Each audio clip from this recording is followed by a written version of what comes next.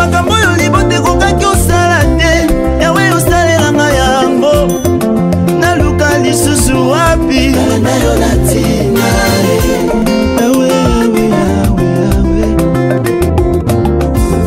ngai oyo batielaki nga mindelo nakoki obunga te na la vie yaya ochange bapense ya bato na yo natina. Shalom, shalom, na batunion sur Olanda Bisso, na ba ope ba mesana Kolanda Bisso. Et nous sommes là encore avec notre émission Les Cris de réparation. Et lelo toye na thème na biso mususu ya sika. Ndenge nzambe azo conduire biso to memela bino ngo. Lelo toye na la Sainte Seine. Thème na biso na mulaite, la Sainte Seine. Oyoka o mela Sainte Seine. Ne biso to ba to mela rango participant na ba Sainte Seine. Tolia nzoto ya Yesu, tomela makila ya Yesu. Mais lelo toli to découvrir Sainte Seine ngo ezaka nini. Nanya kokomela ngo nanya kokomela ngo te. Tamso mela ngo na ba désordre.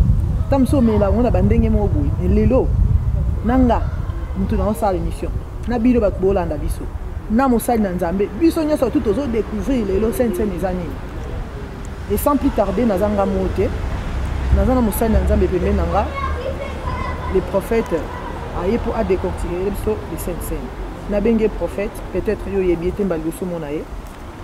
Et nalinga yemo quoi se présenter, ba o ba olande lelo, ba liboso, na ba opesi balanda peut-être ba ye to découvrir longo na bino. Mosa na Nzambe malobe pa ina yo. Se présenter ba to ba yebiete lelo ba monio, ba yo, il s'agit de qui azanani. Azali mo na Nzambe. Dans le ministère, qu'on appelle un ministère prophétique. Parce que dans le Ephésiens 4, on a 5 ministères. Mais ce qui est important pour moi, par exemple, en Nzambe, c'est tout. Donc, comme on a Didier, un prophète, Nazo, c'est Nzambe, l'église locale messager, la parole révélée à la Courneuve. Monsieur Bayebi, voilà, donc il y a moins de maman. Merci beaucoup, prophète Didier. Et les lois d'Anzambe baza disponible. Bayoka, maloba oyo memeli biso. Et toujours maintenant vraiment malé to matangomba, malé to matsango, pe malé to kitsango. Et les lois na Sainte Seine papa. Oui. Banzambe bazo zelo bayoka. Sainte Seine eza nini? D'accord. D'abord, Sainte Seine ils ont idée à m'outer. Maman, Sainte Seine, ils ont maman Israël. Ils ont idée à m'outer. Sainte Seine, ils ont pensée divine à Zambé. Pourquoi?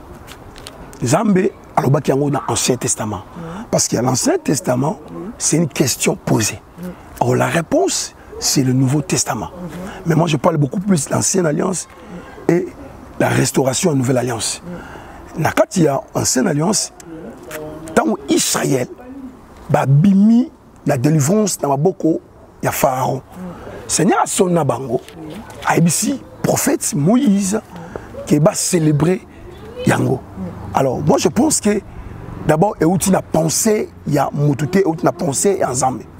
Mais il a touché le Komoko très capital, la jour de la Lelo. Comment est-ce que tu peux célébrer Sainte Seine? Sainte Seine, tu peux Yango tous les jours. Bibliquement parlant. Tout à l'heure, on verset avant le ballon. 1 Corinthiens chapitre 11. Si vous avez 17, tinasé. Mais awa, c'est important.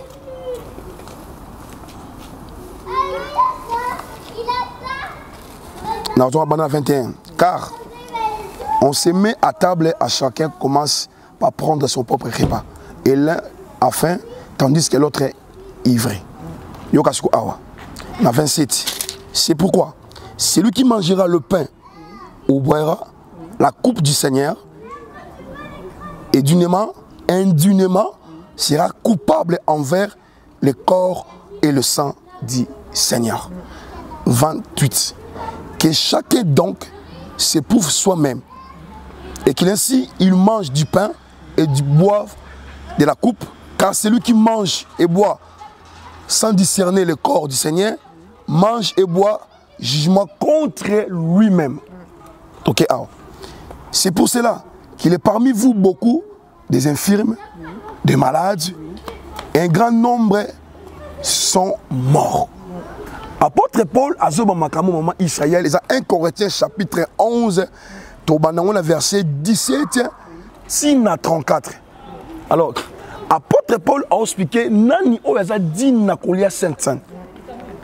Sainte-Sainte, Yesu, alobi, et leur mot très très capital. Alobi Nyabi, Atini ba disciple que bon Luka, bon kende ta telle ville, besoin moutou tel, et la personne n'est digne pour nous célébrer Sainte-Sainte. Moi je pense que Sainte-Sainte, ils ont pour célébrer corps, il y a Christ, pour célébrer Koufa, qu'on sait quoi, il y a Christ. D'abord, mais il y a le remoko. Parce que apôtre Paul le Bible, que pour la bino, pas que c'est Christ. C'est-à-dire quand nous passons à la table, abi bon ça là tous les jours dans mémoire nanga. Pour qu'on célèbre Koufa, il sait quoi nanga. Mais il y a le remoko très capital. On a Jésus dans le lobby. Mais Jésus a pessi ba détente net ko liango. Mais apôtre Paul a pessi ba détente net ko liango. Abi muto ko lia Sainte-Sainte, il faut azala d'une. Azala d'une, azala sincère liboso nzambe.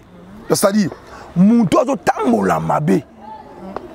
Azala dignité à koleka na table ya Seigneur. Siko Moussa Nzambe. Oui. Muto azala sincérité. Muto azala dignité. Na ndengeni. Voilà, merci. Parce que d'abord, corps à Christ, ils ont corps infaillible.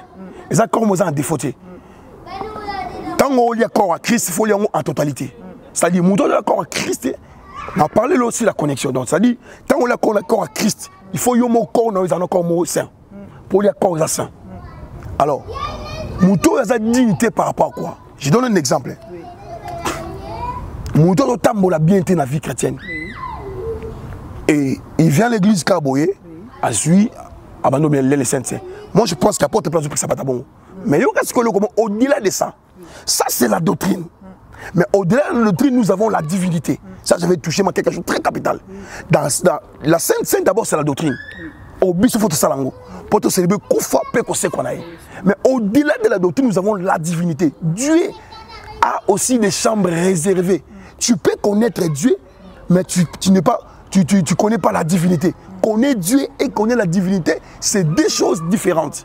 N'expliquez le moment, Israël peut te comprendre très bien. Exemple, dans Tamboli, dans l'église, on a fini Moutounanzela.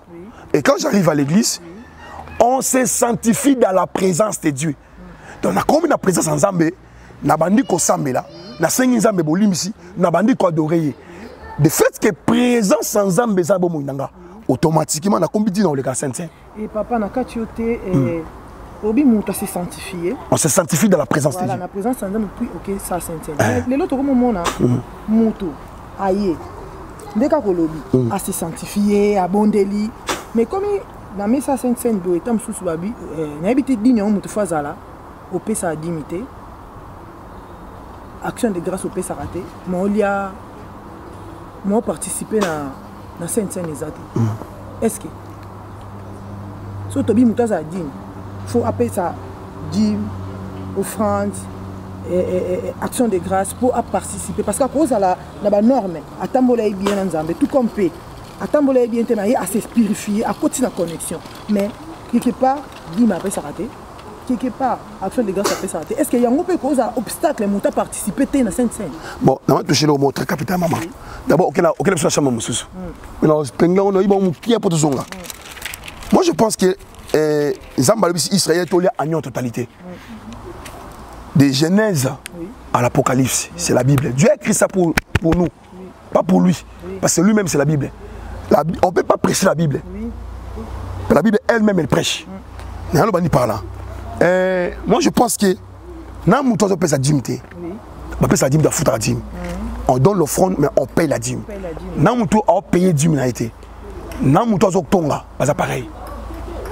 C'est pareil, maman. Parce que celui qui ne paye pas sa dîme, il traîne aussi par Dieu. Donc, d'autres formes, elles ont respecté Zambété. Moi, je pense que cette personne, elle n'est pas digne aussi devant Zambé parce qu'elles ont payé dîme. Mais c'est quoi, mon toit a fini mon Angela aïe. à se purifier, à participer dans cette scène. Alors, moto appelle ça dimité. Toi, moto appelle ça qui dimité. Alors, ça, là, c'est qu'on ne peut participer dans cette scène. Voilà. Moi, je pense que maman Israël, c'est facile pour te débattre. Bokanga, maman Zambie, maman Zambie, c'est simple. Au but, on a un frère normal. Normalement, maman Zambie est difficile. Mais toi, on comprendre, dans tant de théologie, dans tant de Bible, on comprend que maman Zambie est une difficulté. C'est nous, qui comme maman Zambie difficile. Il y a deux mois en Zambie. Toi, il y a des bisous, on appelle ça besoin d'aide. Excusez-moi pas le terme. Yoka. On m'a dit, Zambie a été. Mouton pays d'hymne a été dans l'angle où aux autres pratiquer pété et critique quelque part. Moi je pense que ce royer il besoin Zambie limbisanga dans la dîme je paye pas ma dîme et Zambie limbisa tu es sanctifié devant sa présence au rôle de la table. Mais et comme habitude c'est. Merci papa. Et là quand on a qui éclairci vraiment parce que le tout comme on à l'église qui ne pas participer à la scène parce que ça dîme na yote, et ça offrande na yote, et ça action de grâce na yote, et au participer pété. Mais par contre, nous ne sommes pas ça qui m'a attendu mabe, aya sengi pardon et a participé. Mais yopé le cola bango yopo sengi pardon, on s'est purifié parce que dans nos églises les enfants normalement avant de passer sainte scène, ils allaient que faut battre beau se purifier, beau se sanctifier. Na habité. Tant que battre saline ngwana. Nengo tu sais que non mutako kiko leka sengi atali sinzambe o yaza nzambe limbisanga nzamba limbisi et puis aleki directement la sainte scène. Merci beaucoup vraiment pour la réponse au PCBiso. Et nangana tout est-ce que sainte scène ils ont un enseignement mobimba pour nous préparer batou avant sainte scène ou bien ils allaient kaka programmer sainte scène ba participer. D'abord bibliquement parlant maman, merci beaucoup pour la question. Maman Israël. Et j'ai la question très capitale les débuts pour comprendre la Bible malamou. D'abord. Parce que ça, a habité Sainte-Sainte des années. Voilà. À participer quand on a quitté le cause de Sainte-Sainte. Et à continuer à se préparer qui t'a coûté à Minango. Et à quel point on a habité ce enseignement avant soit une semaine, soit avant 3 jours. On a préparé la Sainte-Sainte. Ou bien ça a Kambamoko. Les autres ont dit à Yesu. Bamoto liang. On a habité Jésus peut soit préparer la discipline avant que les canaux Sainte-Sainte. Jésus savait déjà ma discipline parce que juif. Il avait déjà valé à Sainte-Sainte. Il a été enseigné pour ça. Il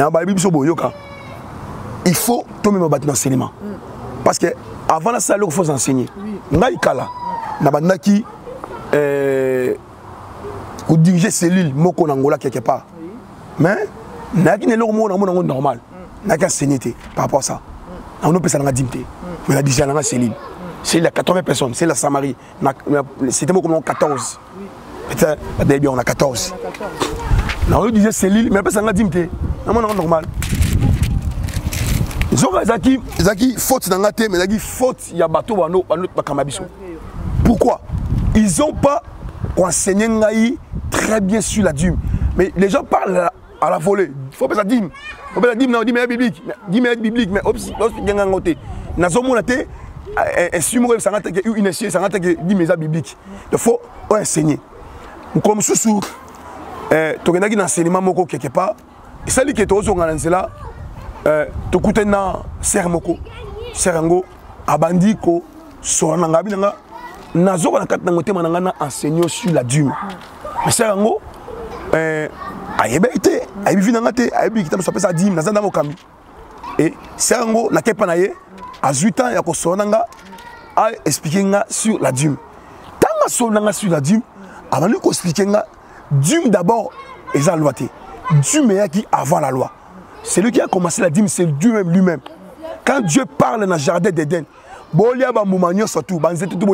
mais sauf l'arbre de connaissance du mal. C'est la dîme aussi. Dieu a commencé ça dans le jardin. La dîme a commencé dans le jardin. Et c'est lui qui a fait la continuité de la dîme. C'était qui? C'était Abraham. Et Abraham est venu avant la loi. Parce que la loi, Moïse a établi la loi. Mais la loi a commencé dans le jardin aussi. La dîme a commencé aussi dans l'Ancien Testament. Et quand la sœur a commencé à m'expliquer cela, et c'est là que j'ai eu la connaissance à comprendre que, oh, dîme, vraiment, c'est biblique. Et j'ai eu une décision à la vie, qu'on peut ça dîme. Moi, je pense que, et ça paraît avec la Sainte-Sainte, il faut tout enseigner Batou. Pourquoi tu as ça? Parce que Moudoussou a collé ça inconsciemment. Il y a des malades dans un chrétien. dit Saint-Saint et comme ça peut venir Saint-Saint comment ça peut venir parce que mon soit on a ignorance à habiter ailleurs na glisse sans enseignement non c'est un biso va serviteur to enseigner battu aussi les saints la Sainte-Sainte parce que mon musu à une église na ignorance ailleurs le comment côté et à passer na table tant à passer na table automatiquement à cause de ignorance on a et bomier c'est ça maman Israël.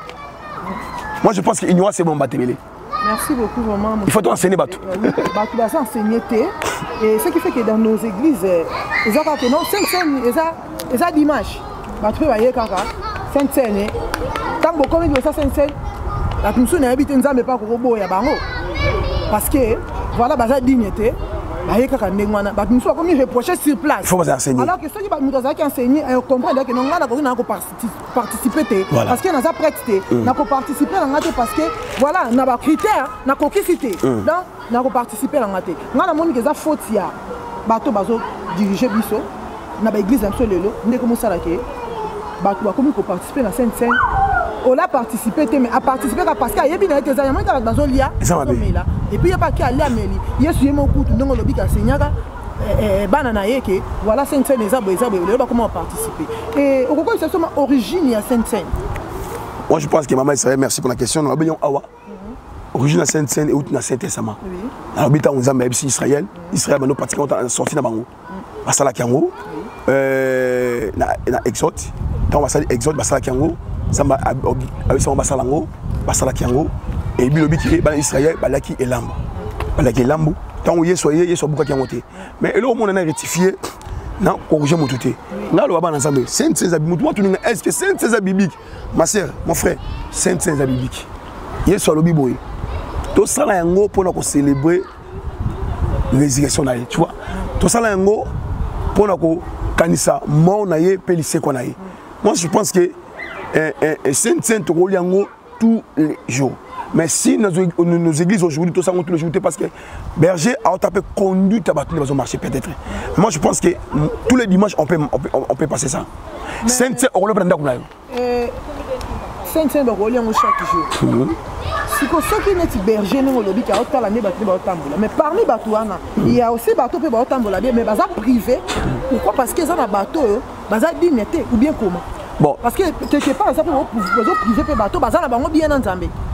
Bon, tout ça là, tous les dimanches, peut-être des raisons. Oui. Première raison, il faut appeler conduite, parce que le Saint-Esprit qui dirige l'église, amen. Parce que c'est Moïse qui a eu la vision de construire le tabernacle. Mais Moïse n'a pas travaillé dedans. Celui qui a travaillé dedans, c'était Aaron. C'est pareil, Jésus a eu la vision de créer l'église. Mais c'est Jésus qui ne travaille pas aujourd'hui, c'est le Saint-Esprit qui travaille avec nous. Alors, moi je pense que spirituellement parlant, c'est le Saint-Esprit qui travaille. Mais physiquement parlant, il y a un berger qui est là. Le berger est là. À ce moment, on a disponibilité de l'église dans le marché. Parce que ce n'est pas toutes les prédications que nous prêchons, c'est Dieu qui nous parle. Non. C'est par rapport à l'expérience. C'est par rapport à l'événement. C'est par rapport à ce qui s'est passé dans le Mboka. On appelle ça s'appelle Monakena la Lunda, na Teya. Na Kena ba mixer na Teya. Comme vous le savez, Kima parce qu'il y a raison dans la communauté, parce qu'il va être pas Onita Azobeta. Et du coup, pasteur, on appelle ça na thème. Na non. On a thème, on a aidé pasteur. Abi on a aidé. Na pesi. Proverbe 30-30. Un lion ne recule jamais devant qui que ce soit. Et débat tout. Et donc c'est votre conscience. Et je l'ai expliqué, c'est Tyson. La force de Tyson, mais où tu n'as vérifié sélectionnant. Puis somme 30-30. Un lion ne recule jamais devant qui que ce soit. N'a pas sélectionnant. Et débat tout à toi, comprendre qui te compte matin. Et puis moi, je vais mettre la montée. Je vais mettre 3 à 4 ans. Donc, je vais beaucoup un sentiment. Mais à cause de la réalité, je se posé, na balo l'item, na débat tout, na faire battu aux lions, au gros son asimaté. Et ça a débat tout. Moi je pense que maman Israël, tant autosali, et ça, il faut enseigner battu sur les Saint-Saint. Origine, on dit d'abord pas en Zambie, Saint-Saint est biblique. Et ça biblique, tout ça tous les jours est biblique. Mais ça tous les jours, pourquoi? Parce que pour la macamusson en église. Et puis deuxième chose, pour nous taper conduite l'église dans le marché. Merci, bonne question. Pour participer à Saint-Saint. Merci maman. Après avoir causé l'enseigner, mais nous ne sommes pas causé l'enseigner, mais à ça qu'un bon état. À une on peut pas décision. Mais étanin au nous causé pour participer à Saint-Saint. Très bien. D'abord, faut savoir moi en Zambie. Il y en a qui ont dit ah en Zambie. Parce qu'aujourd'hui les gens pensent que les titres ils comptent à la maison à tes amants en Zambie. Mais tout ça, t'aimes juste parler. D'abord, il faut savoir en Zambie. Bien aimé, il faut savoir en Zambie. Quand savoir en Zambie, il y a 4 semaines, il y a 6 cabots. Quand accepter Jésus Christ, le corps, mon conseil, mon mix, na vie na yo. À côté na cœur, na yo, à vendre na vie na yo. À combien de temps vous yo. Parce que mon toi de moi en Zambie, Bible n'est pas moussaka. Il y a remarqué Moïse na 4 litunga. Maman na monier, a joué bébé, il était beau. A joué, a tient na litunga. Or litunga c'est na bois jacquin. Or bois jacquin, bah soit on la forêt. Or na kata forêt, tant on joue bois jacquin nango, bois jacquin ça kana sève. Il faut vider sève nango, bah vider on deni, bah on a soleil. Soleil vide sève. Or bois jacquin, ils habitent sur la serviteur.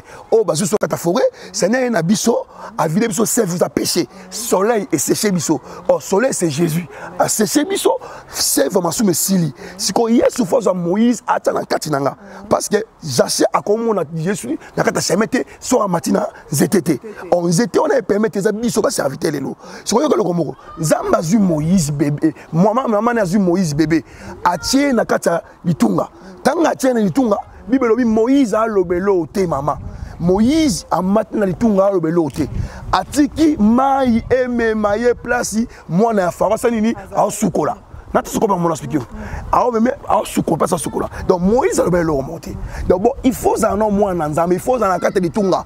Ko le mbatere na obanga mais fala malanga te. Moïse a même litunga te. Azan litunga atika mai eme maye toute la destination. Donc moi en Nzamba c'est oh maïs c'est la parole. Moi en Nzamba tika azaka de tout. Oh le tout c'est la doctrine. Oh le tout et sa doctrine, tout sa vision oh ça passe au sali. C'est-à-dire vendre placement encore.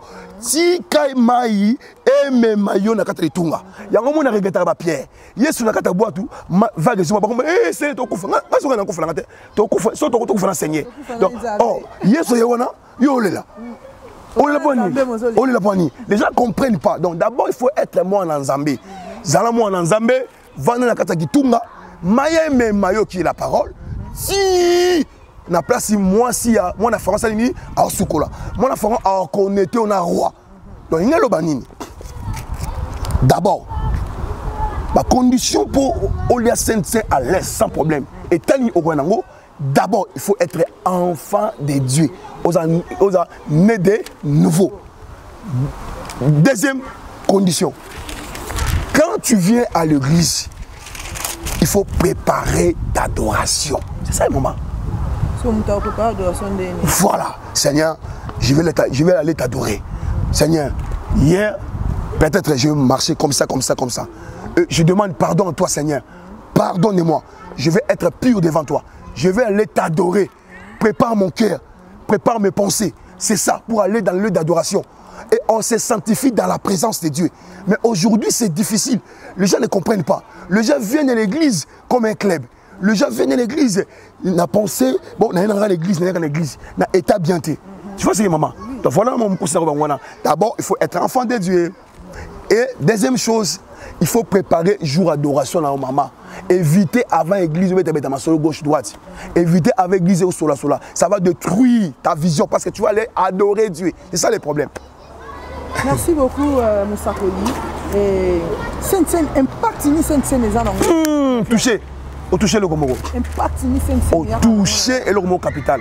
Donc Saint-Saint impact na ngozani yoka maman na biso eza na secret moko kondi maté. Saint-Saint ko pio libala ça maman et pio libala. Pour qu'on Christ ezaka jamais na célibat. Pour makila Yesu échouaté. Saint-Saint et ko mixa yo. Saint-Saint et qu'on s'arrête et peut sur Moussala. Saint-Saint et qu'on peut se paix du cœur. Saint-Saint et qu'on peut se fécondation. Saint-Saint. Et ça, mais fait mon co, il y a grave. Ok, les gens ne comprennent pas. Mais les lots, bah, toi, ils vivent en haut, bah, ils sont partis dans le côté. Maman, Israël, Saint-Saint. La salle, on a la salle, on a autour de oh. Mais bon, nous, on a 3 ans, comment le Saint-Saint? C'est biblique? Est-ce que moi, je suis oui.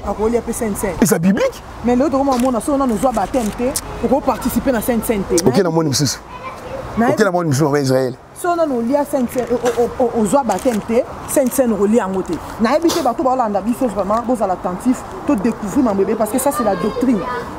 Maman Israël. Peut-être, oh, déjà, on a baptême. Balebele tam supo rata aba lobi son tamu amkia ko liango tam supo rata ba senten balebele parce que na nozo batem moi amkia ko liango na kata culte na bible yo kana expliquer na rectifier la culte c'est prophétique c'est-à-dire na pasteur na ça travaille donc na bana nanga je ramène les enfants dans le culte prophétique.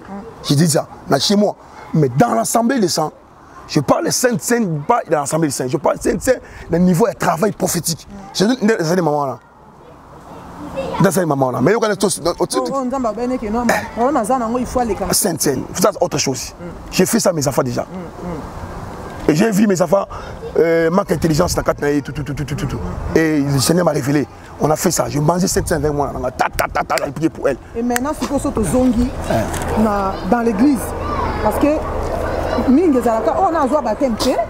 Voilà, à côté pour participer à la Sainte-Sainte. Selon yo, selon la doctrine, on a posé une question, ces questions. Mais pourquoi moi, mon ancien croix, à son baptême, à quoi t'as la maman? Il y a un des scoles qui il y a des fois qui s'habillent il y a des fois qui s'habillent sur le bateau ba Hollanda yo. Ndeni moyibi mutamasumu lo kwanga accepter ga Yesu. Malamoka bo e aluka te azo baptême. O se ka kende wa kana ki moyibi mbamo lola. Atiki ba Bram, atiki ba nani, atiki tout auto yeba ba Moïse yé direction lola. Ba Bram ba na séjour des morts, les autres ba David ba na séjour des morts. Mais moyibi wana dans la croix. Aluka te o kende ko so baptême alia so ki nini malamoko lola. Yom te expliquer biso. C'est aujourd'hui, tu seras. L'obité. Aujourd'hui, mais tu seras. Donc, c'est aujourd'hui, tu seras. C'est pas un bon français hein, que Jésus a dit. Hein. Bien aimé, ma qui toque, bateau, c'est pour zapéter. Maman, qui toque, voilà. Voilà pourquoi j'ai dit à maman, il s'est un épisode comme on a mis. Au-delà de la doctrine, nous avons la divinité. Doctrine de Pexi, nous devons ça me sabbat. Mais ce côté où tout le monde doit couper, habiter sabbat. Doctrine de Pexi. Nous savons qu'on s'arrête. Tu vois ce que j'ai dit? Mais il y a ce salut miracle à sabbat. Donc, au-delà de la doctrine, nous avons la divinité. Il y en a expliqué, maman. Doctrinement parlant, baptême est un protocole à respecter. Mais une chose, c'est que moi je sais, Corneille a besoin Saint-Esprit avant baptême d'eau. Corneille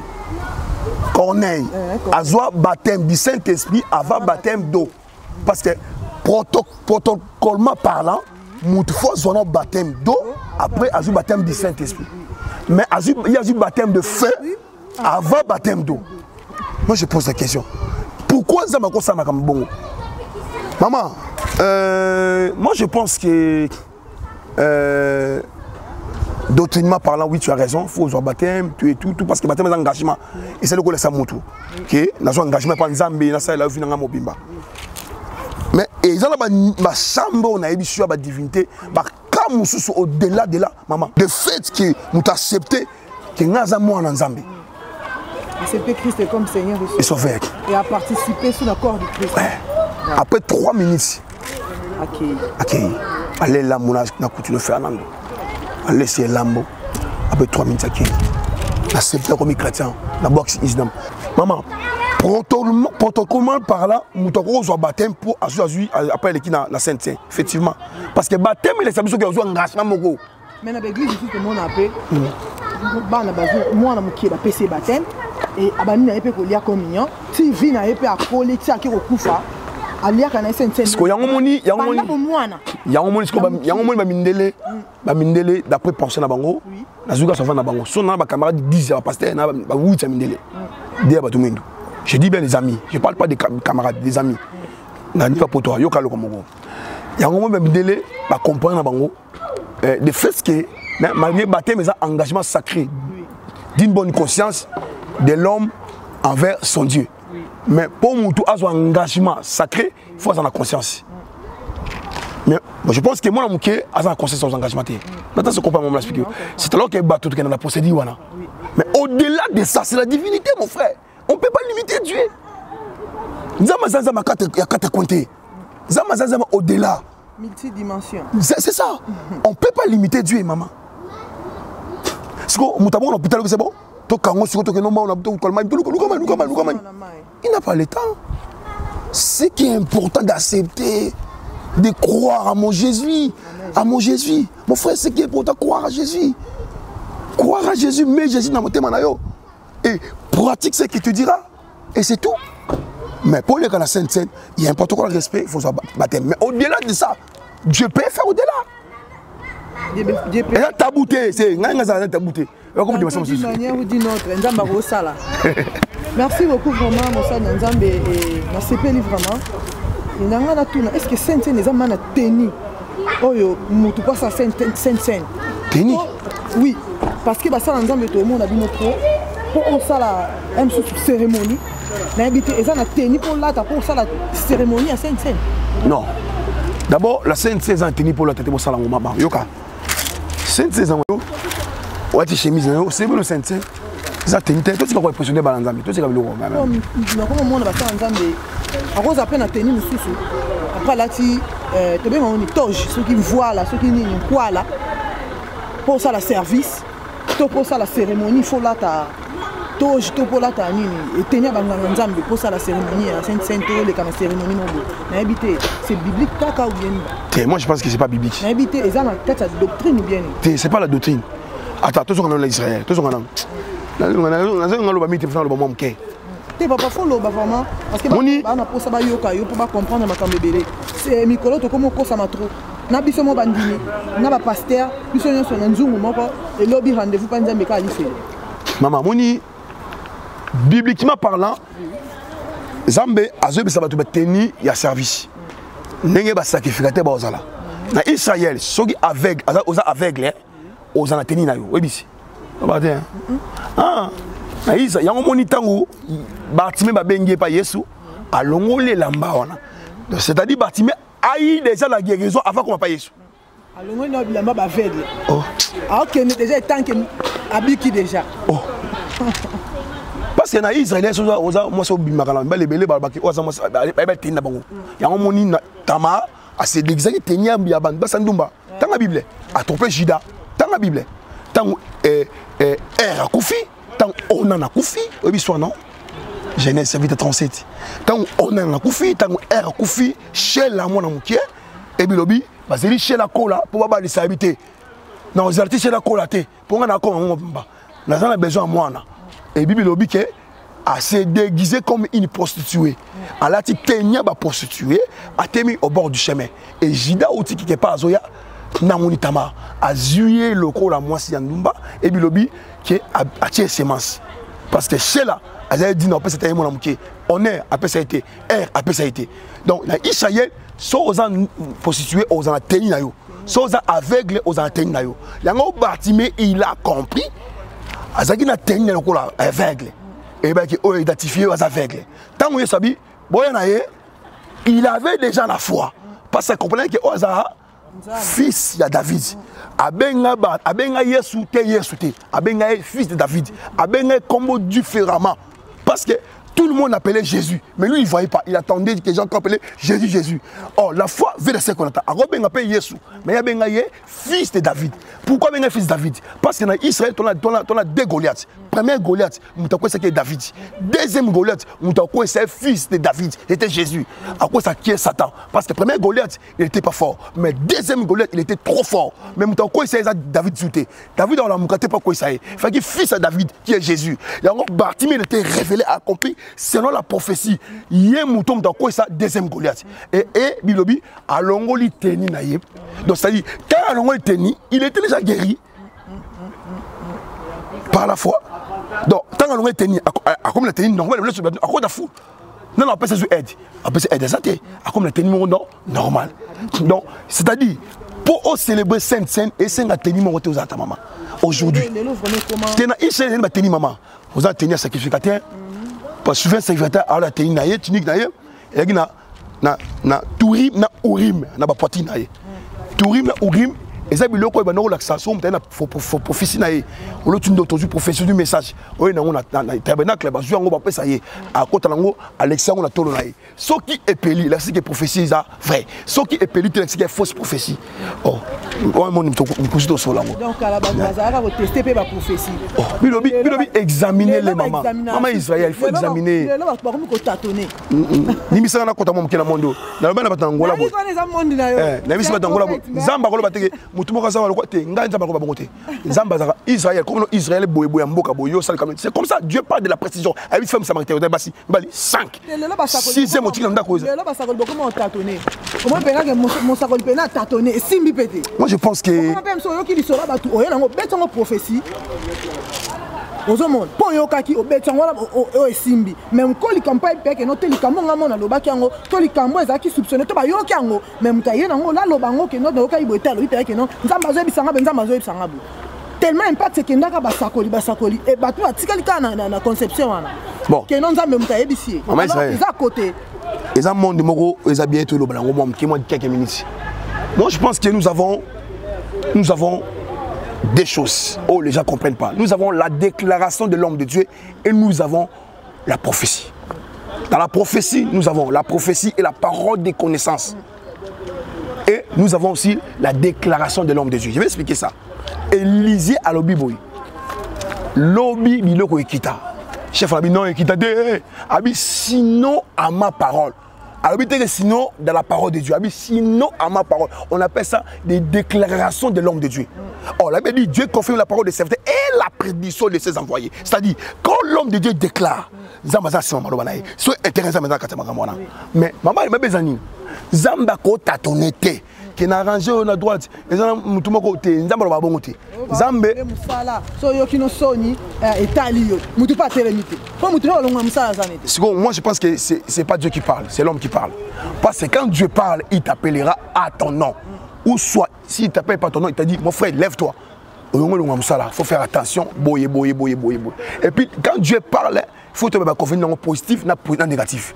Tu vois ce que j'ai dit? Zambé a tatonakate maman Israël, aïbisi femme samaritaine, aïbisi mutumo, abi tala moyuda solo, yeyo, yabi oh, yebinga oh. Na quatre dans le sous mozate, deuxième parole de connaissance, abi oh, yebinga, na mona que tu as vendu la Sainte Satali dame. C'est ça maman, papa. Zamba tatonakate mon frère. Merci papa, merci beaucoup. L'autre côté à mingi te kuna. Nos hommes comme Soussou, tu kende na yo sur la prophétie. Voilà. Tu notre décortiquer. Voilà. Parce qu'il y a trop des aventures dans le monde nabino va prophète. Donc là, c'est aussi bon comme Soussou. Bon, on est bon de la biso. Avantage nini au Sainte-Seine et même en avion. Sainte-Seine et même Maramutu sérieux, Sainte-Seine et même Maramutu a commis la guérison, Sainte-Seine et Maramutu Azuli Bala, Sainte-Seine et Maramutu l'intimité dans Nzambe, Sainte-Seine et Tachakamutu dans Nzambe, Sainte-Seine ko fungolo ba don spirituel, Sainte-Seine et ko fungolo ba don spirituel, Sainte-Seine comme sope mutu, mi famoli me fungwami, Sainte-Seine et comme avantage belé la vie mutu. Yango na conseil ngo batu ba lekaka nango chaque fois, et ça important, c'est ça. Merci beaucoup Mosakoli. So tolobi ba avantage. Il y a Sainte-Seine, c'est que des avantages. Il y a pour participer à Sainte-Seine Pesali. Il y a un verset 1 Corinthiens chapitre 11, verset que Sainte-Seine est comme un malédiction. Si on a inconscient, on a Sainte-Seine est compliqué vie na paix. Si on a verset 1 Corinthiens chapitre 1. Donc Sainte-Seine est compliqué vie na so na manque de conscience. Oui, mambo salate. Oui, maman, ça te compliqué vie na yo. Sainte-Seine et comme ça vie na yo. Sainte-Seine compliqué vie na yo. Mais on a préféré ne pas dans Nzambe boy. Sainte-Seine est ma lamu na mutu azamo na Nzambe. Ce ko yebi valeur à Sainte-Seine et qui n'est pas pasteur na yo enseigner valeur à Sainte-Seine et comme on a réflexion bien en fait tant on passer na table aux oliango au lion avec connaissance. Il y a Sainte-Seine avec connaissance, c'est important. Que Dieu vous bénisse. Merci beaucoup Moussa. Nana le Cameroun mon muké, maman exercice na kolo ba muké. Oui, bana Nzambe bazo lando to comme la sous émission conseil nini makamni ko par rapport à thème monde à Tizolanda yo. Église bazo landa yo makamni okoko le bana bango sur thème auto sur la Sainte-Seine. Nessa biso ba serviteur boye to enseigner bana Nzambe Sainte-Seine et sa capitale et ça pour le terrain na biso et terrain pour le corps Christ. Bana Nzambe bolinga ngoza bien. Faut préparer bien pour qu'il y ait l'adoration. Dans la bamage ba païen maman. Il va préparer qui bien pour qu'il y ait l'adoration. Faut préparer bien pour qu'il y ait l'adoration et c'est important. Et puis Zalamo en Nzambe est important. Zalamo en Nzambe, 26 sur 4 montées, maman, papa, c'est important. On a que Dieu vous bénisse. Nana le basu kamopo par rapport à l'événement mon à la comité. Oui. Et cela profite de la maman Israël, si vous avez la permission, merci. Nous avons invité dans Angola, qu'on a sur la Maonae. Alors, nous avons invité. Mais là, on a Angola, les gens ont guéri, par rapport à la Bible. Ils ont la Bible qui est ta foi, tu as guéri. Pour eux, il y a deux personnes dans la Bible, maman. Il y a deux personnes dans la Bible. Tout le temps, la Bible est maman. Tout le Bible, il y a deux personnes. Voilà, il faut que tu aies maman. Voilà.